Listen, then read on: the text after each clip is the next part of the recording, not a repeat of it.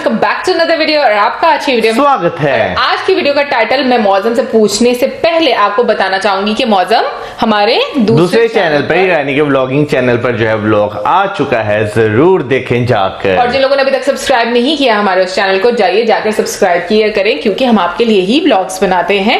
Well guys, अभी हम पूछ रहे थे मौसम से टाइटल है why India can't make airplanes, Bharat क्यों हवाई जहाज नहीं बना सकता। काफी डिफरेंट टॉपिक लग रहा है मुझे, तो चलिए देख लेते हैं वीडियो। लेकिन उससे पहले इस वीडियो का चैनल का ओरिजिनल लिंक आपको हमारी वीडियो के डिस्क्रिप्शन मिल जाएगा। सब्सक्राइब करें, लाइक करें, शेयर करें, फॉलो करें इनके चैनल को। उसके अलावा मैं ब्लॉगिंग चैनल का लिंक और इंस्टाग्राम का लिंक भी हमारी वीडियो के डिस्क्रिप्शन मिल जाएगा। सब्सक्राइब करें, लाइक करें, शेयर करें, फॉलो करें। तो चलिए देख लेते हैं वीडियो।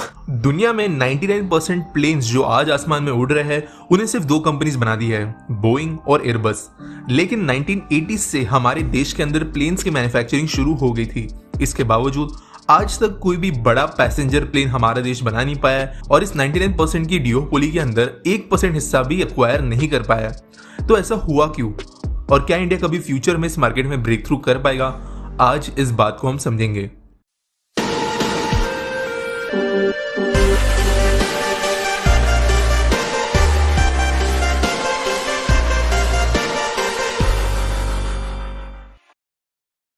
दोस्तों, ऐसा बिल्कुल भी नहीं है कि हमारे देश के अंदर रिसोर्सेस या टैलेंट अवेलेबल नहीं है एक अच्छा पैसेंजर जेट बनाने के लिए। राइट एनवायरनमेंट के साथ में हमारे देश के डिजाइनर्स, इंजीनियर्स, रिसर्चर्स एक बहुत ही ज्यादा कॉम्पिटिटिव प्लेन बना सकते हैं। लेकिन यहाँ पर दिक्कत है एविएशन मार्केट की, जिसे आज की डेट में किसी कार्टेल की तरह चलाया जाता है जहां पर बाहर वालों को एंट्री नहीं है। अनफॉर्चुनेटली इंडिया भी उन बाहरी लोगों में से आता है जिन्हें इस कार्टेल के अंदर एंट्री नहीं दी जाती। मैं आपको ये बताऊंगा कि मैं इसे कार्टेल क्यों कह रहा हूं और उससे पहले ये जानेंगे कि ये कार्टेल बना कैसे।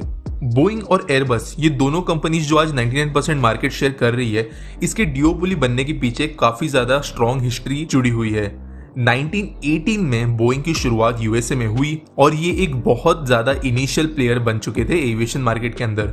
वर्ल्ड वॉर 2 के दौरान jets, military aircraft, transportation crafts ये सारी चीजें बोइंग बनाती थी और गवर्नमेंट के लिए बहुत ज्यादा महत्वपूर्ण कंपनी ये काफी लंबे समय तक रही। जब वर्ल्ड वॉर 2 अपने चरम पर पहुंचा तब बोइंग एक पार्टनर से बहुत ज्यादा बन गई और वॉर के लिए यूएसए गवर्नमेंट को कई मॉडर्न एयरक्राफ्ट की जरूरत थी, जेट लाइनर्स की जरूरत थी, बॉम्बर्स की जरूरत थी। और उस जमाने में $100 बिलियन से ज्यादा की फंडिंग बोइंग के अंदर की गई ताकि वो सारी चीजें डेवलप कर पाए। और वर्ल्ड वॉर खत्म होते होते बोइंग और यूएस गवर्नमेंट के रिलेशंस इतने स्ट्रांग हो गए, आप ऐसा भी कह सकते हो कि बोइंग डायरेक्टली गवर्नमेंट का भाग ही थी। इसी सेम समय पर यूरोप के अंदर कई सारे देश अपने छोटे एविएशन इंडस्ट्रीज को डेवलप करने की कोशिश कर रहे थे। उन्हें भी वॉर्स के लिए एयरक्राफ्ट की जरूरत थी और छोटे मोटे इनोवेशंस इनकी तरफ से भी देखने मिले। लेकिन बोइंग जितना बड़ा बन गया था और जितना स्ट्रॉन्ग गवर्नमेंटल सपोर्ट इस कंपनी को था, इसे यूरोप की कंपनीज भी मैच नहीं कर सकती थी। आखिर जर्मनी, फ्रांस और यूके ने डिसाइड किया कि वो अपनी तीनों छोटी एविएशन कंपनीज को मिलाकर एक बड़ी स्ट्रॉन्ग एविएशन मार्केट के अंदर एंट्री लेंगे और इस तरीके से एयरबस का फॉर्मेशन हुआ। यानी एयरबस और बोइंग ये दोनों ऐसी कंपनीज आज दुनिया में मौजूद है जिनके गवर्नमेंट के साथ में बहुत ज्यादा स्ट्रॉन्ग टाइज है और बहुत बड़े स्केल पर पैसे और रिसोर्सेस इन दोनों कंपनीज को मिले हैं। इनफैक्ट दोस्तों, आज के देश में भी बोइंग यूएसए का सेकंड बिगेस्ट लॉबिंग एजेंट है और हर साल यूएस के अंदर $250 मिलियन की लॉबिंग करते हैं। आप में से जिन लोगों को पता नहीं लॉबिंग क्या होता है, तो अगर बहुत ही शॉर्ट में लॉबिंग समझाओ तो आप ऐसा समझ लो कि अपने हिसाब से रूल्स और पार्लियामेंट्री डिसीजंस को चेंज करने के लिए जब पैसों का इस्तेमाल होता है पॉलिटिकल पार्टीज को लुभाने के लिए, तो उसे लॉबिंग कहा जाता है और यूएसए में लॉबिंग को लीगल भी माना जाता है। अब इन गवर्नमेंटल टाइज का इस्तेमाल करते हुए ना सिर्फ इंडिया लेकिन दुनिया भर के कुछ और देशों को ये दो कंपनीज दबाने की कोशिश करती है और उन्हें मार्केट में एंट्री करने से रोकती है। अब इस एंट्री को रोकने के लिए भी दो ऐसे फैक्टर्स है जो इन दो कंपनीज की मदद कर रही है। पहला है प्लेन डेवलपमेंट कॉस्ट। दोस्तों, ऑब्वियसली एक प्लेन बनाना कोई सस्ती बात है नहीं, लेकिन स्पेशली अगर हम पैसेंजर सेगमेंट्स के प्लेन की बात करें, अगर हम जेट लाइनर्स की बात करें, तो उन्हें डेवलप करना बहुत बहुत ज्यादा महंगा होता है। 10 से लेकर $15 बिलियन के बीच में एक एवरेज प्लेन को डेवलप करने की कॉस्ट है। अगर हम आज के डेट की बात करें, अगर हम एयरबस A380, ड्रीम लाइनर जैसे प्लेन्स की बात करें, तो इनके डेवलपमेंट में $20 बिलियन से भी ऊपर का स्पेंडिंग हुई है और ये सिर्फ रिसर्च एंड डेवलपमेंट कॉस्ट है। इसके बाद में टेस्टिंग, अप्रूवल, मैन्युफैक्चरिंग यूनिट्स को बनाना, टेक्नोलॉजीज, रिसोर्स एलोकेट करना, इसमें आप ऐसा कह सकते हो कि एक प्लेन को जीरो से लेकर कमर्शियली अवेलेबल बनाने तक किसी भी कंपनी को $30 to $35 बिलियन की स्पेंडिंग आज के डेट में करनी पड़ेगी और ये भी बहुत ज्यादा ऑप्टिमिस्टिक लेवल पे मैं आपको बता रहा हूँ। किसी छोटे देश के अंदर कोई एवरेज कंपनी अगर है तो वो 40 to 45 बिलियन डॉलर्स रिस्क पे नहीं लगा सकती एक ऐसे वेंचर के लिए, और इसके कारण वैसे भी ट्राई करने वाली कंपनीज भी कम है जो एटलीस्ट अटेम्प्ट करे कि वो एक बड़ा पैसेंजर जेट बनाकर दिखाए। और जिन्होंने बड़ा पैसेंजर जेट बनाया या फिर किसी ऐसे सेगमेंट में प्लेन बना दिया जिसके कारण बोइंग या एयरबस की डिओपोली को खतरा हो सकता है, तो उन्हें क्रश कर दिया गया। इसके बारे में भी अभी हम बात करेंगे हमारे सेकंड फैक्टर में, जहां पर आपको ये समझ में आएगा कि मैं इसे कार्डिल क्यों कह रहा हूं। क्योंकि दोस्तों एयरबस और इससे भी ज्यादा बोइंग, इन दोनों कंपनीज के पास में अपनी अपनी गवर्नमेंट्स पॉकेट में है, तो वो उसका इस्तेमाल करते हुए कई सारे रिस्ट्रिक्शंस और लॉ चेंजेस कर सकते हैं किसी कंपनी को कंपटीशन में आने से रोकने के लिए। और इसके अंदर एक बहुत बड़ा फैक्टर ऐसा काम करता है कि स्पेशली जो यूएसए की गवर्नमेंट है और यूरोपियन यूनियन की गवर्नमेंट है, इनके जो एविएशन पॉलिसी बनाने वाली बॉडीज है, इनका ग्लोबल डोमिनेंस है। इनफैक्ट दोस्तों अगर हम कुछ बड़ी कंट्रीज को छोड़ दे, इंडिया, चाइना, कनाडा, रशिया, इन कंट्रीज को अगर हम छोड़ दे, तो इसके अलावा जितनी भी कंट्रीज आज दुनिया में मौजूद है वो FAA या यूरोपियन यूनियन के सेफ्टी स्टैंडर्ड्स को मानती है। अगर FAA ने कह दिया कि ये प्लेन सेफ नहीं है, तो ऐसा नहीं होगा कि सिर्फ यूएसए के अंदर की कंपनीज इन्हें यूज करना बंद कर देगी, लेकिन दुनिया भर में इसका स्नोबॉल इफेक्ट होगा। सेम चीज यूरोपियन यूनियन के साथ में है। अगर वो किसी भी रीजन के कारण किसी भी कंपनी पर रिस्ट्रिक्शंस लगाती है, तो कई सारी छोटी कंपनीज जिनके खुद के ऐसे डिपार्टमेंट्स नहीं है, वो उनके रूल्स को मानती है, और एक दो कंट्री के डिसीजन के कारण at least 80 to 85% countries same decision को फॉलो करने लगती है। यानी आप समझ सकते हो कि इन गवर्नमेंट्स का इन्फ्लुएंस कितना स्ट्रांग है। अब हम कुछ एग्जांपल्स देखते हैं कि किस तरीके से इन दोनों कंपनीज ने पास्ट में कुछ दूसरे कॉम्पिटिटर्स को सक्सीड होने से रोक दिया है। पहले बात करते हैं स्मॉल पैसेंजर जेट सेगमेंट की। दोस्तों बहुत लंबे समय तक छोटे रूट्स पर प्लेन उड़ाना अनप्रॉफिटेबल था, क्योंकि छोटे एयरक्राफ्ट जो होते हैं वो ज्यादा एफिशिएंट नहीं होते कंपेयर टू बड़े एयरक्राफ्ट। इसलिए बोइंग, एयरबस दोनों ने इसके ऊपर ज्यादा ध्यान दिया नहीं। लेकिन बॉम्बार्डियर जो एक कैनेडियन कंपनी है जो पहले छोटे प्लेन्स, ट्रेन्स वगैरह बनाया करती थी, इन्होंने बहुत पहले आइडेंटिफाई कर लिया कि छोटे प्लेन्स का मार्केट बढ़ते इंजन एफिशिएंसी के साथ में आगे बढ़ेगा, और अकॉर्डिंगली इन्होंने एक छोटा प्लेन डेवलप करना शुरू कर दिया एयरबस, बोइंग के पहले। और जब तक ये डेवलप हुआ तब तक दुनिया भर में स्पेशली कई सारे जो बजट कैरियर्स है उन्हें एक छोटे एयरक्राफ्ट की जरूरत थी, और इन्होंने बहुत बड़े स्केल पर प्री ऑर्डर्स कर दिए। और ऑब्वियसली बोइंग और एयरबस को समझ में आ गया कि एक नया मार्केट सेगमेंट जो खुल रहा है उसके अंदर कोई कॉम्पिटिटर अभी मार्केट शेयर ले लेगा, और ऑब्वियसली ये वो नहीं करना चाहते थे। इसलिए बोइंग ने यूएस गवर्नमेंट को कहा कि बॉम्बार्डियर प्रेडेटरी प्राइसिंग का इस्तेमाल कर रही है, ज्यादा ही सस्ते कीमतों पर ये लोगों को प्लेन बेच रही है ताकि वो मार्केट पोजीशन अक्वायर कर ले, और ये इलीगल है। और कहा कि 80% इंपोर्ट टैक्स बॉम्बार्डियर पर लगाया जाए, और यूएसए ने बॉम्बार्डियर पर 300% का इंपोर्ट टैक्स लगा दिया, जिसके कारण बॉम्बार्डियर ने जितने पैसे इस रिसर्च एंड डेवलपमेंट लगाए थे वो सारे वेस्ट हो गए, ऑर्डर्स आना कम हो गए, और ये कंपनी ऑलमोस्ट डूबने के पास आ गई थी अपने सी सीरीज प्लेन के कारण। लेकिन उसी समय एयरबस ने इस प्रोजेक्ट के अंदर 50.1% स्टेक खरीद लिया, और बाद में नॉमिनल मैन्युफैक्चरिंग यूएस में शुरू करते हुए इस सीरीज को बचा लिया। यानी बॉम्बार्डियर का प्रोजेक्ट तो बच गया, लेकिन फिर से ये पूरी प्रोजेक्ट इन डिओपोली वाली कंपनीज में से एक के पास चला गया, और एक नया कॉम्पिटिटर उभरता हुआ हमें नहीं नजर आया, और एयरबस ने बाद में इस प्लेन का नाम भी चेंज कर दिया। अगला एग्जांपल अगर हम चाइना का देखें, तो चाइना ने भी कोमैक नाम की कंपनी के द्वारा 2 पैसेंजर जेट्स बनाए। 7 साल से ज्यादा के डेवलपमेंट में इन प्लेन्स को काफी ज्यादा टेस्ट किया गया, कई सारे रूट्स पर इन्हें चलाया गया, और इन्हें काफी अच्छा रिस्पॉन्स मिला कुछ एविएशन एक्सपर्ट्स के द्वारा। लेकिन 7 साल के कमर्शियल फ्लाइट ऑपरेशंस होने के बावजूद आज तक ये कंपनी सिर्फ 20 प्लेन्स भेज पाई है, और वो भी कुछ चाइना की गवर्नमेंट एयरलाइंस ने खरीदी है। FAA जो यूएसए की बॉडी है, यूरोपियन यूनियन है, इन्होंने कई बार इस प्लेन को रेगुलेशंस पास होने से रोका, जिसके कारण इंटरनेशनल मार्केट्स में ये कंपनी डोमिनेट हासिल नहीं कर पाई। लेकिन अगर आप एक टेक्निकल पर्सपेक्टिव से देखें तो ज्यादा डिफरेंस नजर नहीं आता है इनके और बोइंग, एयरबस के एयरक्राफ्ट के अंदर। यानी इन्हें भी रूल्स एंड रेगुलेशंस यूज करते हुए रोक दिया गया, और यहाँ पर भी जो अरबों रुपए इन्वेस्ट किए गए थे वो कहीं ना कहीं वेस्ट हो गए। एम्ब्रेयर जो एक ब्राजीलियन कंपनी है, इन्होंने भी इस तरीके का एक छोटा प्लेन बनाया था, और बोइंग ने फिर से गवर्नमेंट टैक्टिक्स का इस्तेमाल करते हुए इन्हें गिराने की कोशिश की। फाइनली वो मित्सुबिशी इस जापानीज कंपनी ने खरीद लिया, और 7 साल के क्लीन ट्रैक रिकॉर्ड होने के बावजूद और 250 से ज्यादा प्री ऑर्डर्स होने के बावजूद भी इस कंपनी के प्लेन को अब तक FAA ने अप्रूवल नहीं दिया है। कई सारी चीजों के कारण रोक रखा है, जबकि मित्सुबिशी का ट्रैक रिकॉर्ड इस प्लेन के साथ में बहुत स्ट्रांग रहा है, और कोई भी कारण ऐसा नजर नहीं आ रहा है कि जिसके कारण FAA ने फेल करे। और इसी समय दूसरी तरफ बोइंग 737 मैक्स जो 2 से ज्यादा क्रैशेस करवा चुका है, कई सारे लोगों की जान ले चुका है, उसे 1 साल के समय में फिर से FAA के द्वारा अप्रूवल दे दिया गया, और आज 737 मैक्स फिर से एयरलाइंस लेकर फ्लाई कर सकती है। तो यहाँ पर आप समझ सकते हो कि किस तरीके से ये दोनों कंपनीज किसी भी कॉम्पिटिटर को मार्केट के अंदर आने नहीं देती। अब इंडिया यहाँ पर कैसे फिट हो सकता है इसके बारे में बात करते हैं। क्या प्रॉब्लम्स है, क्या सॉल्यूशंस है, वो हम देखेंगे। जैसे मैंने कहा कि ऐसा नहीं कि इंडिया प्लेन्स नहीं बना सकता। हमारे पास में कई सारे छोटे मिलिट्री, ट्रांसपोर्ट, सी प्लेन्स ये सारे बनाने की कैपेबिलिटी है और इसकी इंडस्ट्रीज ऑलरेडी इंडिया में अच्छा खासा काम कर रही है और इन सेगमेंट्स के अंदर हमने प्लेन्स एक्सपोर्ट भी किए हैं। लेकिन जो पूरे एविएशन मार्केट की gold mine passenger segment planes है, बड़े वाले प्लेन्स है, वो जिस दिन इंडिया बनाता है उस दिन इन दोनों कंपनीज के टारगेट पर आ जाएगा। एक सॉल्यूशन इंडिया के पास में ऐसा है कि जो स्मॉल पैसेंजर सेगमेंट है, जो छोटी डिस्टेंस फ्लाइंग सेगमेंट आज बढ़ते जा रही है, उसके अंदर इंडिया डोमेस्टिक मार्केट में अपना हाथ आजमा सकता है। अफ्रीका या कुछ छोटे आसपास के देशों में इंडिया कुछ चीजें ट्राई कर सकता है, लेकिन इसके लिए भी बहुत बड़े रिसोर्स इन्वेस्टमेंट की जरूरत पड़ेगी। यहाँ पर कुछ ऐसी चीजें भी सामने आती है जो इंडिया को एविएशन मार्केट में एडवांटेज भी देगी, लेकिन आज जिस तरीके से हमारे सिचुएशन है बिजनेस के हिसाब से, गवर्नमेंटल पॉलिसीज के हिसाब से और पॉलिटिकली, ये सारे फैक्टर्स बहुत ज्यादा मैटर करेंगे। फॉर एग्जाम्पल, जो रिसोर्सेस इस तरीके की प्लेन को डेवलप करने के लिए चाहिए, अगर आज गवर्नमेंट किसी भी कंपनी में या कोई पीएसयू बनाकर इन्वेस्ट करता है, कई सारे सवाल इसके ऊपर उठेंगे। Favouritism, politically motivated, laundering, lobbying, ये सारी चीजें यहाँ पर फैक्टर बनेगी, जिसके कारण क्रिटिसिज्म बहुत बड़े स्केल पर होगा और गवर्नमेंट ऑब्वियसली अपना नाम खराब नहीं करना चाहेगी। अगली बात है ग्लोबल सपोर्ट। कोई भी बड़ा पैसेंजर जेट एटलीस्ट आज के रिसर्च एंड डेवलपमेंट कॉस्ट के साथ में अगर बनाया जाए तो वो तब तक सक्सेसफुल नहीं हो सकता जब तक ग्लोबल एविएशन मार्केट के अंदर उसे लोग अडेप्ट नहीं करते। यानी इंडिया के बाहर भी ये प्लेन बड़े स्केल पर बिकना चाहिए, तब जाकर इसे सक्सेसफुल कह सकते हैं। लेकिन अनफॉर्चुनेटली जैसा हम सब जानते हैं कि बाहरी देशों से ये करवाना बहुत ज्यादा डिफिकल्ट होगा और हमें बहुत ज्यादा एक्सटर्नल सपोर्ट की जरूरत पड़ेगी और इसके लिए कई सारे नए रूल्स की जरूरत पड़ सकती है, नए रेगुलेशंस की जरूरत पड़ सकती है और इंटरनेशनल डिप्लोमेसी एक अलग लेवल पर पहुंचाने की जरूरत पड़ेगी और इसीलिए एक नेक्स्ट टू इम्पॉसिबल बात है। तो दोस्तों, इन कंक्लूजन अगर कहूं तो ना सिर्फ इंडिया लेकिन जो दुनिया भर के बाकी बड़े देश हैं, वो दो प्लेयर्स के कारण और दो गवर्नमेंट्स के कारण एविएशन मार्केट में एंटर करने से रोके जा रहे हैं और फिलहाल इस ओपन कार्टेल के कारण एविएशन मार्केट में एक डिओपोली मेंटेन्ड है।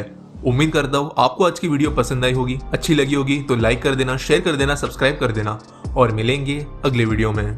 बात करें अगर आज इस वीडियो की, तो इससे पहले भी कई बार ईमानदारी से मेरी इस चीज़ पे डिस्कस होती है कि दुनिया में जितने भी बड़े बड़े बिजनेस हैं उन पर जो है अंग्रेज़ों का जो है एक कंट्रोल है, वो उस चीज़ में किसी को आने ही नहीं देते। लेकिन मैं कहूंगी कि ये ऐसे जायंट हैं जो मेरा ख्याल में किसी को भी वाकई में एंटर नहीं होने देते और मुझे लगता है कि ये गलत है। और मुझे ये समझ नहीं आती कि जब सब लोगों को पता होता है, यानी कि जो जितने भी पॉलिटिशियंस होते हैं जो डिफरेंट कंट्रीज को लीड कर रहे होते हैं और लोगों तक भी अगर ये बात पहुंचानी चाहिए ताकि ऐसी मोनोपोली खत्म होनी चाहिए। देखें, जहां तक मेरा ख्याल है ना, जहां तक मेरा मानना है कि ये यूरोपियन कंट्रीज जो हैं और जो अमेरिकन कंट्रीज हैं, इनकी जो जीडीपी जो है वो ज्यादातर हैवी मशीनरी पर चलती है। यानी कि अब अगर हम बात करें बर्गर्स की बात करें या चॉकलेट्स की बात करें, छोटे आम रूटीन लाइफ में इस्तेमाल होती हैं, उनसे पिज्जा की बात कर लें, उनसे नो डाउट अर्न होता है, लेकिन जो एक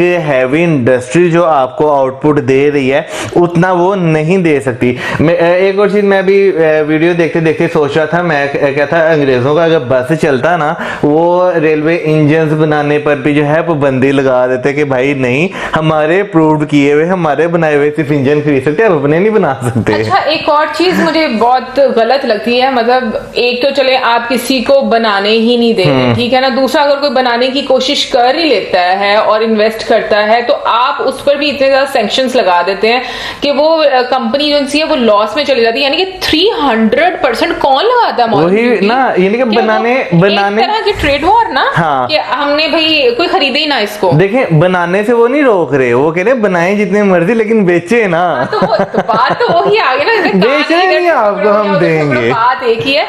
लेकिन ये इतनी हैवी ड्यूटीज लगाने के बाद कौन खरीदना चाहेगा? ऑब्वियसली इन्वेस्टर कभी भी लॉस में तो नहीं जाना चाहेगा। बिल्कुल सही बात है। वैसे यहाँ पे मैं एक बात कहना चाहूंगा कि इंडिया जो है वो खुद इतनी बड़ी मार्केट है, अगर हम देखें इंडिया में तो जो है लोकल लोग जो है काफी ज्यादा जो है जहाज इस्तेमाल करते हैं। तो अगर इंडिया की अगर अपनी कंपनी हो तो नो डाउट लोकल उन्हें काफी ज्यादा फायदा होगा। इंटरनेशनली जो है काफी ज्यादा मसले मसाइल आएंगे क्योंकि एक अप्रूवल जो नहीं मिलेगा, तो इस वजह से, क्योंकि मेहनत करें वैसे मिल भी सकता है, लेकिन जो है मुझे जहां तक लगता है बोइंग और एयरबस जो है वो कभी भी ये नहीं चाहेंगे कि उनका कोई कंपेटिटर पैदा हो और उन्हें टक्कर दे। वैसे मुझे सीरियसली बहुत हैरानगी वाली ये आज बात लगी है कि लाइक 2 बड़ी कंपनीज हैं पूरी दुनिया में जो कि डोमिनेट कर रही हैं और इतना कंट्रोल है एविएशन में कि वो किसी को एंटर ही नहीं होने देती। बट अगर पोटेंशियल की बात करें तो अगर हम इंडियन मार्केट की बात करें, इंडिया में बहुत ज्यादा पोटेंशियल है जो कि नजर भी आता है। वैसे पोटेंशियल बाकी कंट्रीज में भी नो डाउट होता है, बट ये कि आपके रिसोर्सेज आपको कितने मिलते हैं या आपको कितना प्लेटफॉर्म मिलता है ये बहुत जरूरी है। लोगों में अवेयरनेस कितनी है ये बहुत इंपॉर्टेंट है। अच्छा। और मैं यही बात करने लगी थी कि मुझे ऐसा लगता है कि अगर जैसे कि हम लोग देखते हैं कि अभी काफी सारे हम लोगों ने जैसे तेजस देखा इंडिया ने बनाया, हालांकि वीडियो बनाते हुए मेरे ना दिमाग में ये चल रहा था कि बहुत सारे हम लोगों ने अभी रिसेंटली ऐसे प्लेन्स देखे हैं, फाइटर जेट्स देखे हैं जो कि इंडिया बना रहा है। तो फिर मतलब अभी ये वाले क्यों नहीं बना सकता, लेकिन स्पेसिफिकली जो पैसेंजर एयरबस है वो नहीं बना सकता। बिल्कुल। वीडियो देखते हुए ना मेरे ज़हन में जो पुराने वक्तों में यानी कि आज से 7-8 साल पहले मैं पीछे चला जाऊं तो मेरे ज़हन में एक सवाल आता था कि दुनिया की सबसे बड़ी एयरलाइन कंपनी जो है वो एमिरेट्स है, तो वो बोइंग और जो है ये एयरबस ही खरीदती है, अपने क्यों नहीं बना लेती, उसके बाद रिसोर्सेज की कौन सी कमी है। तो उसका जवाब मुझे आज मिला कि भाई मोनोपोली इस तरह की क्रिएट हुई है और ये भी अब लाजिम बात है अगर इंडिया बनाता है वो एमिरेट्स को भी अगर बेचता है तो सबसे बड़ा मसला फिर वही आएगा कि वो जहाज किसी दूसरे मुल्क में जा ही नहीं सकेंगे। तो ये बहुत बड़ा इशू है। मुझे ऐसा लगता है कि देखो अगर अभी की बात करें तो अगर मतलब अमेरिका की बात करें तो मुझे लगता है अमेरिका एक टाइम पर आकर अब उसका सैचुरेशन पॉइंट आ जाएगा। और इकोनॉमिकली अगर मैं बात करूं तो क्योंकि अभी भी इकोनॉमी के लिहाज से कोई अमेरिका इतना अच्छा नहीं जा रहा, तो और इंडिया जैसे दिन ब दिन आगे चलता जा रहा है, तो मुझे ऐसा लगता है कि अगर आने वाले टाइम में पॉलिसीज ऐसी बने और लोग सपोर्टिव हों, क्योंकि जैसे कि वीडियो में भी बोला गया कि बहुत सारा क्रिटिसिज्म और फिर प्रोपोगेंडा और ऐसी चीजें फेस करनी पड़ेंगी गवर्नमेंट को, और गवर्नमेंट कभी भी नहीं ये चाहेगी कि उनकी इमेज खराब हो। हालांकि जितना टूरिज्म इंडिया में बढ़ रहा है डे बाय डे, मुझे लगता है कि वाकई में कि अगर लोकल मैन्युफैक्चरिंग हो और उसको आप लोकल ट्रैवलिंग के लिए भी इस्तेमाल करें तो मुझे भी लगता है कि काफी एक अच्छी मार्केट बन सकती है। और पता नहीं क्यों मैं कोई इतना ज्यादा स्पेकुलेट नहीं कर रही, बट एक जो वीडियोस देखकर आइडिया हो रहा है मुझे कि जिस तरीके से इंडिया ग्लोबली इतना ज्यादा प्रोमिनेंट हो रहा है, क्योंकि इसमें एविएशन में एंटर होने का प्रॉब्लम ही यही है कि सपोर्ट नहीं करते ग्लोबली। मैं अगर यहाँ पे बात करूं तो जैसे आपने यूएस की इकोनॉमी की बात करी, नो डाउट कुछ मसले मसाइल उनके भी क्योंकि हर मुल्क में होते हैं, लेकिन अगर बात करें तो इंडिया को अभी उस को यानी कि ओवरटेक करने में बहुत टाइम लगेगा क्योंकि एक लंबा अरसा दरकार है।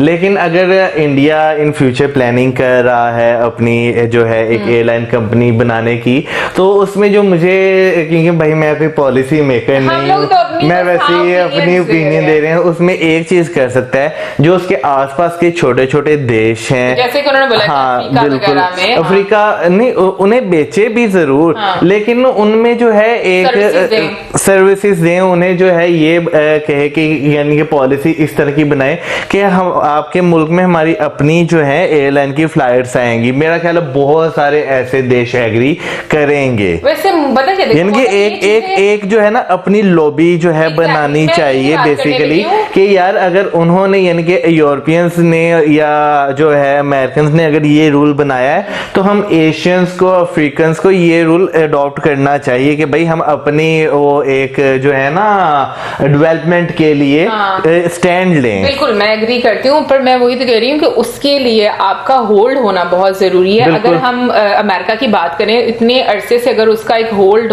आता जा रहा है, मतलब हम देख रहे हैं, तो अभी अगर इंडिया की भी बात करें तो इंडिया का भी पूरी दुनिया में एक डोमिनेशन भी नजर आ रहा है, एक होल्ड भी नजर आ रहा है। तो उसी चीज को मद्देनजर रखकर हम लोग ये बात कर रहे हैं कि आने वाले टाइम में हो सकता है कि ऐसी डिप्लोमेसी जो है वो अडॉप्ट की जाए या ऐसी चीजें, ऐसी पॉलिसीज बनाई जाए कि आपकी जो नेबरिंग कंट्रीज हैं या आपकी जो लोकल फ्लाइट्स हैं आप उसमें यूटिलाइज कर सकें।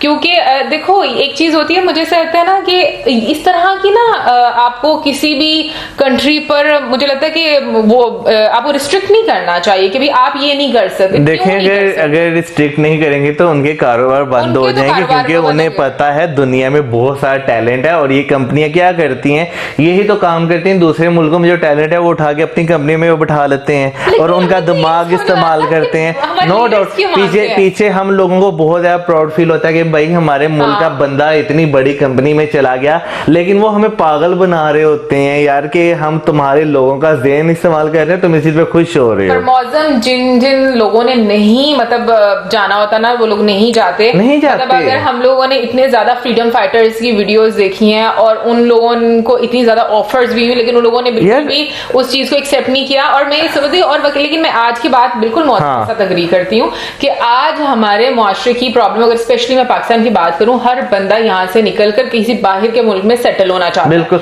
मैं अगर फ्रीडम फाइटर्स की बात करूँ, वो एक टाइम बहुत डिफरेंट था। वो किस लिए था? वो अपने मुल्क को, अपनी जमीन को आजाद कराने के लिए था। लेकिन अगर अब देखें जो आज का मॉडर्न टाइम है, वो क्या नाम लेते हैं, बिल्कुल आकर उस तरह काबिल से नहीं हुए, लेकिन आपके देश से जो वो कहते हैं ना इंटेलिजेंट ब्रेन्स जो हैं, उन्हें निकाल के वो अपने पास लेते जा रहे हैं, वहां पे वो चीजें बनाते जा रहे हैं। हाँ, लेकिन मुझे फिर मैं एक बात बोलूंगी कि मैं हमेशा ऐसे मतलब कंपैरिजन तो नहीं करती, बट एक चीज जो मुझे डिफरेंट लगती है कि अगर मैं जैसे इंडियंस को देखूं ना, तो मैंने बहुत सारी वीडियोस ऐसी देखी, इवन कि हम लोगों ने अपनी रिएक्शन वीडियोस में बहुत सारी वीडियोस देखी हैं कि जो लोग बाहर पढ़ने जा रहे हैं या ट्रेनिंग ले रहे हैं, अब उनका माइंड ये है कि हम वापस इंडिया आएंगे और सेटल होकर हम यहाँ पर काम करेंगे। जबकि मुझे पाकिस्तान में ये चीज अब नजर नहीं आती, अब क्या काफी टाइम से नजर नहीं आती। तो पाकिस्तान में जो छोड़ के सब कुछ आए थे ना, वो रो रहे हैं। हाँ, वो कहते हैं हम क्यों आए, हम मतलब किस के सहारे आए थे और क्या हो गया। एनीवे गाइस, ओवरऑल काफी इंफॉर्मेटिव वीडियो थी और मुझे ऐसा लगता है कि ये पेट्रियाटिज्म हर किसी में होना चाहिए कि हमें अपनी कंट्री के लिए कुछ करना है। हर बंदे की रिस्पॉन्सिबिलिटी डिफरेंट है, कुछ कोई काम कर सकते हैं, कोई कुछ काम कर सकते हैं, कुछ लोगों में अवेयरनेस क्रिएट कर सकते हैं। तो मुझे लगता है हर जगह हर किसी को ओपन माइंडेड होकर इन चीजों को डाइजेस्ट करना चाहिए और एक्सेप्ट करना चाहिए। एनीवे गाइस, ये तो थी हमारी आज की वीडियो। आई होप आपको अच्छी लगी होगी। इसी के साथ अब हमें इजाजत। हमारी video like, subscribe, share, keep us in your prayers. Bye.